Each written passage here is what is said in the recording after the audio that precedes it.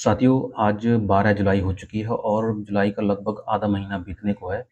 लेकिन बाहर निकल के देखूँ तो ऐसा महसूस हो रहा है जैसे कि हम जुलाई के महीने से वापस जून के महीने में जा रहे हैं। क्योंकि इस समय आसमान पूरी तरह साफ हो चुका है और पश्चिम दिशा से शुष्क हवाएँ लगातार चलने लगी हैं, जिससे नमी की कमी के चलते बादल बनना बंद हो चुके हैं। लेकिन आने वाले दिनों में क्या इसमें कुछ परिवर्तन आने की संभावना है? इस पर हम इस वीडियो में चर्चा करेंगे।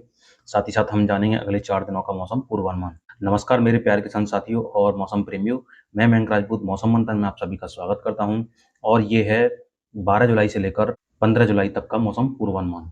तो साथियों, देश के अधिकांश हिस्सों पर मानसून काफ़ी कमज़ोर हो चुका है और सिर्फ पूर्वी भारत में बरसाती गतिविधियाँ हो रही हैं और पूर्वोत्तर भारत में लगातार अच्छी बरसाती गतिविधियाँ जारी हैं।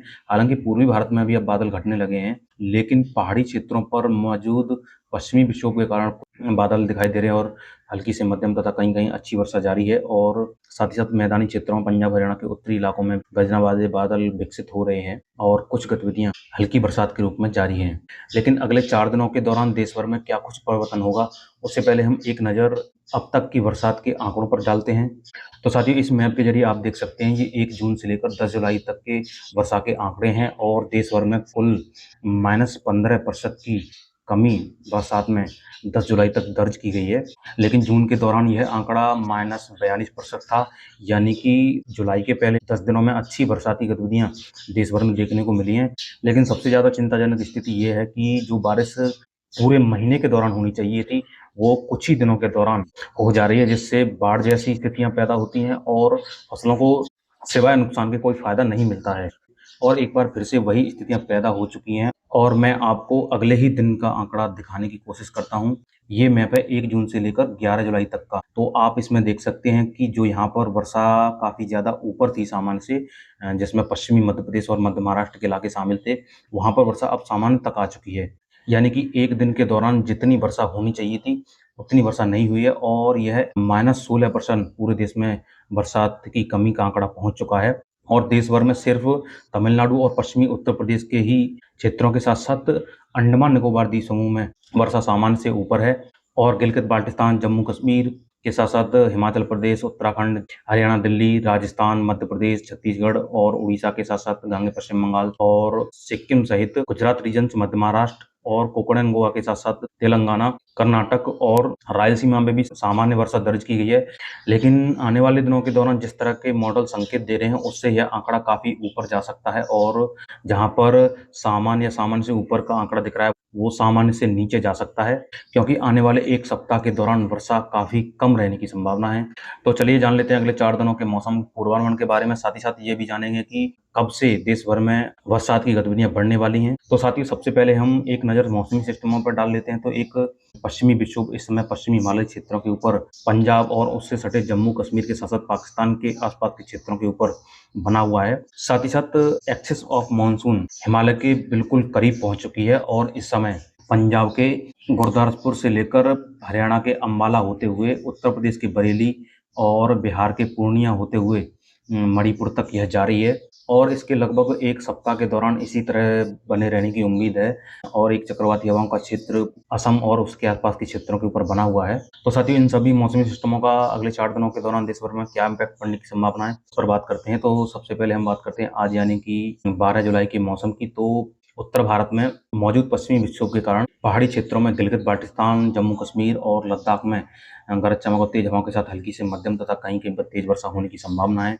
साथ ही साथ हिमाचल प्रदेश और उत्तराखंड में भी मध्यम से तेज तथा कहीं-कहीं पर भारी बरसाती गतिविधियां हो सकती हैं और मैदानी क्षेत्रों में दिल्ली सहित पंजाब, हरियाणा में भी गर्जना के साथ कुछ एक जगहों पर बादल बन सकते हैं और हल्की बरसाती गतिविधियां देखने को मिल सकती हैं। हालांकि पंजाब और हरियाणा के तराई क्षेत्रों में कुछ एक जगहों पर मध्यम से तेज बौछारें भी कहीं-कहीं पर देखने को मिल सकती हैं।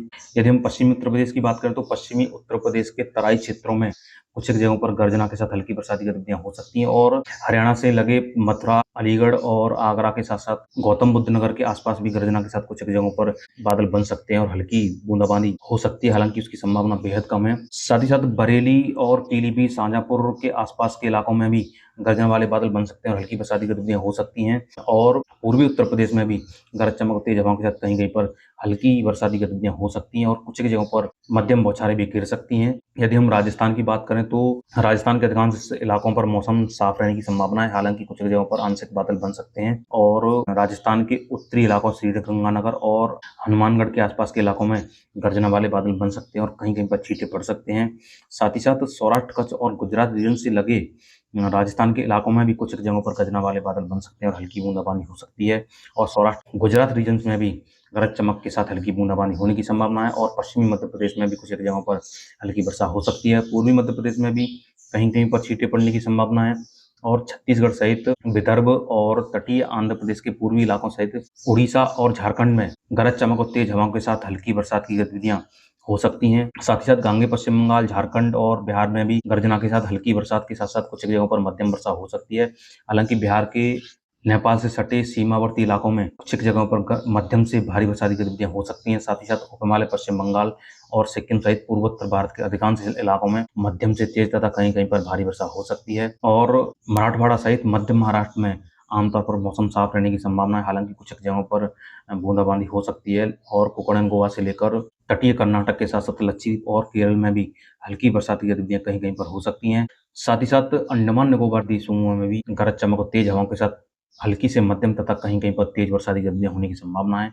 अब हम बात करते हैं 13 जुलाई के मौसम की। तो साथियों 13 जुलाई को भी पहाड़ी क्षेत्रों में लगातार मध्यम से तेज बरसाती गतिविधियां जारी रहने का अनुमान है और जम्मू कश्मीर से लेकर गिलगित बाल्टिस्तान, लद्दाख के साथ-साथ हिमाचल प्रदेश और उत्तराखंड में गर्जना के साथ मध्यम से तेज बरसाती गतिविधियां हो सकती हैं। साथ ही साथ पंजाब, हरियाणा में गरज चमक के साथ हल्की बरसात की गतिविधियां हो सकती हैं और दिल्ली सहित पश्चिमी उत्तर प्रदेश में भी हल्की बरसाती गतिविधियां होने की संभावना है। हालांकि पश्चिमी उत्तर प्रदेश के तराई क्षेत्रों तक ही बरसाती गतिविधियां सीमित रहने की संभावना है। दक्षिणी इलाकों में कोई खास गतिविधि होने की संभावना नहीं है। यदि हम राजस्थान की बात करें तो राजस्थान के अधिकांश इलाकों में मौसम आमतौर पर साफ रहने की संभावना है। हालांकि आंशिक बादल बने रह सकते हैं, लेकिन राजस्थान के दक्षिण पश्चिमी इलाकों सहित सौराष्ट्र, कच्छ और गुजरात रीजन में हल्की बरसाती गतिविधियां हो सकती हैं। साथ ही साथ कुछ बादल पश्चिमी मध्य प्रदेश में भी पहुंच सकते हैं और कहीं-कहीं पर गर्जना के साथ हल्की वर्षा हो सकती है और कोकण, गोवा से लेकर तटीय कर्नाटक, लक्षद्वीप और केरल के तटीय इलाकों में हल्की बरसाती गतिविधियां जारी रह सकती हैं। साथ ही साथ तटीय आंध्र प्रदेश के पूर्वी इलाकों में भी हल्की बरसाती गतिविधियां हो सकती हैं। साथ ही साथ पूर्वी मध्य प्रदेश के छत्तीसगढ़ से लगे इलाकों में भी गर्जना के साथ कहीं-कहीं पर हल्की बरसाती गतिविधियां हो सकती हैं और पूर्वी उत्तर प्रदेश में गर्जना के साथ हल्की बरसाती गतिविधियों के साथ-साथ तराई क्षेत्रों में मध्यम से तेज बौछारें गिरने की संभावना है। उड़ीसा सहित छत्तीसगढ़ और गांगे पश्चिम बंगाल के साथ-साथ झारखंड में कई स्थानों पर हल्की से मध्यम तथा कहीं-कहीं पर तेज वर्षा होने की संभावना है। बिहार सहित उप हिमालय, पश्चिम बंगाल और सिक्किम में भी मध्यम से तेज तथा कहीं-कहीं पर भारी वर्षा होने की संभावना है और पूर्वोत्तर भारत में लगातार मध्यम से तेज बरसाती गतिविधियां जारी रहने का अनुमान है और अंडमान निकोबार द्वीप समूह में लगातार मध्यम से तेज बरसाती गतिविधियां जारी रहने का अनुमान है। अब हम बात करते हैं 14 जुलाई के मौसम की। तो साथियों 14 जुलाई को पूर्वी भारत में बरसात में वृद्धि होने की संभावना, क्योंकि एक सर्कुलेशन यहाँ पर बरसाती गतिविधियों को बढ़ाएगा और छत्तीसगढ़ सहित उड़ीसा और गांगे पश्चिम बंगाल के साथ-साथ झारखंड में कई इलाकों में मध्यम से तेज तथा कहीं-कहीं पर भारी वर्षा होने का अनुमान है और उप हिमालय, पश्चिम बंगाल सहित बिहार में भी कई स्थानों पर मध्यम से तेज बरसाती गतिविधियां होने की संभावना बनी हुई है। साथ ही साथ पूर्वोत्तर भारत में लगातार मध्यम से तेज बरसाती गतिविधियां जारी रहेंगी और पूर्वी उत्तर प्रदेश में भी कई इलाकों में बरसात में वृद्धि हो सकती है और गोरखपुर, गोंडा, बस्ती के आसपास के इलाकों में मध्यम से तेज तथा कहीं-कहीं पर भारी वर्षा हो सकती है। पूर्वी उत्तर प्रदेश के दक्षिणी इलाकों में भी कुछ एक जगहों पर हल्की बरसात की गतिविधियां हो सकती हैं। साथ ही साथ पश्चिमी उत्तर प्रदेश के सहारनपुर से लेकर रामपुर, बरेली, पीलीभीत, बदायूं, शाहजहाँपुर, सीतापुर के आसपास के इलाकों में हल्की से मध्यम तथा कहीं-कहीं पर तेज बरसात की गतिविधियां हो सकती हैं और कुछ बादल पश्चिमी उत्तर प्रदेश के दक्षिणी इलाकों में भी बन सकते हैं और कहीं-कहीं पर गर्जना के साथ छींटे पड़ने की संभावना है। साथ ही साथ दिल्ली सहित पंजाब, हरियाणा में भी गर्जना के साथ कुछ एक जगहों पर हल्की बरसाती गतिविधियां दर्ज की जा सकती हैं।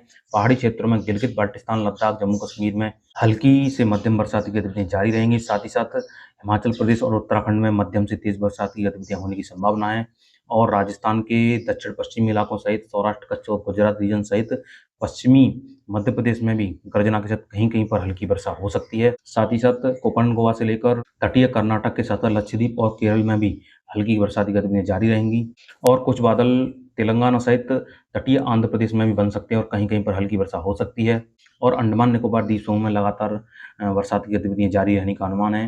अब हम बात करते हैं 15 जुलाई के मौसम की। तो साथियों 15 जुलाई को बरसाती गतिविधियाँ पूर्वी उत्तर प्रदेश में और बढ़ जाएँगी और पूर्वी उत्तर प्रदेश सहित बिहार, गांगे पश्चिम बंगाल, झारखंड, छत्तीसगढ़, पूर्वी मध्य प्रदेश के कुछ एक इलाके सहित उड़ीसा में मध्यम से तेज तथा कहीं-कहीं पर भारी वर्षा होने की संभावना है। साथ ही साथ उप हिमालय, पश्चिम बंगाल और पूर्वोत्तर भारत में मध्यम से तेज बरसाती गतिविधियाँ जारी रहने का अनुमान है।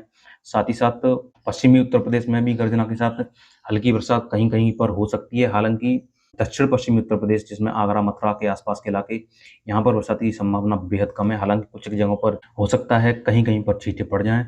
साथ ही साथ दिल्ली सहित पंजाब, हरियाणा में भी कुछ एक जगहों पर गर्जना वाले बादल बन सकते हैं और कहीं-कहीं पर हल्की वर्षा हो सकती है।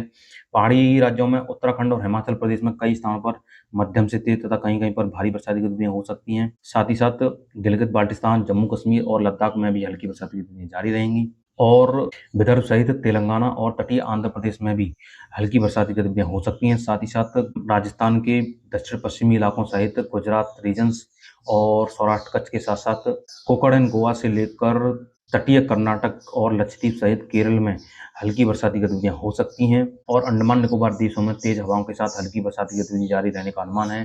तो साथियों ये था अगले 4 दिनों का मौसम पूर्वानुमान। यदि वीडियो में जानकारी अच्छी लगी तो वीडियो को लाइक, चैनल को सब्सक्राइब जरूर करें और मिलते हैं अगली वीडियो में मौसम की नई अपडेट के साथ। तब तक के लिए मुझे दीजिए इजाजत।